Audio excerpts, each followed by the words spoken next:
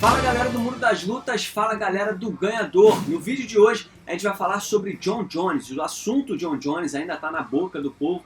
Isso porque, como eu já escrevi a respeito no ganhador.com, para quem não leu, é só ir lá que eu fiz o meu comentário e a minha análise sobre a luta principal do UFC 247, que teve como resultado oficial a vitória de Jon Jones na decisão unânime dos juízes contra o Dominick Reyes, o desafiante. Mas esse assunto está dando muito pano para manga porque foi um resultado polêmico. Eu não vi vitória do Jon Jones, eu vi vitória do Dominick Reyes e eu acho que a maioria das pessoas que assistiram a luta também viram vitória do desafiante e por isso a polêmica. Mas sobre esse resultado eu já falei lá no ganhador.com, é só vocês conferirem. Hoje a gente vai falar o que está acontecendo com o Jon Jones. Isso porque tem muita coisa acontecendo na carreira. O americano que teve durante um bom tempo uma jornada dominante como campeão dos meio pesados, hoje em dia está vivendo uma situação um pouco diferente. Em julho do ano passado, para quem não se lembra, o Jon Jones teve muita dificuldade, passou um sufoco danado para vencer o brasileiro Thiago Marreta na decisão dividida. Foi a primeira vez na carreira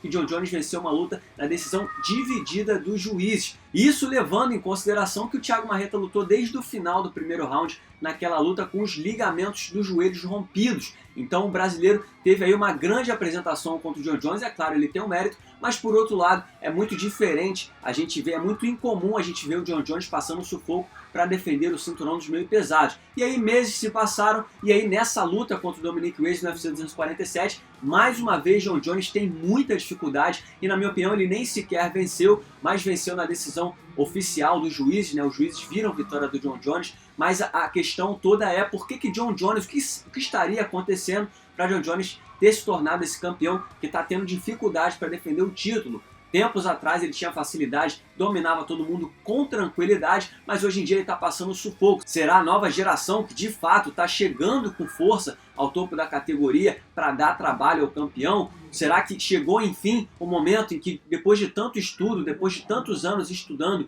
o domínio de Jon Jones, esses caras conseguiram decifrar o código para bater o Jon Jones? Ou será que Jon Jones, depois de determinado momento, está perdendo a motivação? Isso é uma coisa importante também. Marcelo Alonso, no UFC.com, jornalista marcial muito conhecido e pioneiro, lembrou muito bem isso. O Anderson Silva, por exemplo, é um cara que tem muito problema de motivação. Se ele não tiver um desafio à altura, um cara de nome, um cara que o força a treinar duro e tudo mais, ele provavelmente não vai corresponder, não vai render tudo aquilo que ele pode. E talvez tenha acontecido isso contra Jon Jones. Nem Thiago Marreta, nem Dominick Reyes, antes da luta, eram tratados como grandes desafios. Eram tratados como talvez mais um lutador que o Jon Jones ia passar por cima. Mas dentro do octógono eles se mostraram de fato realidade, se mostraram que tem potencial para se tornarem campeões do UFC. Então essa questão da motivação pode sim ser um fator que tem pesado para essas performances do Jon Jones, ou simplesmente o tempo pode ter passado e o Jon Jones pode sim estar começando a fazer a curva para baixo. Depois de tanto subir e fazer a curva para cima, ele pode estar caindo de produção. A gente só vai saber, só vai entender melhor o que está acontecendo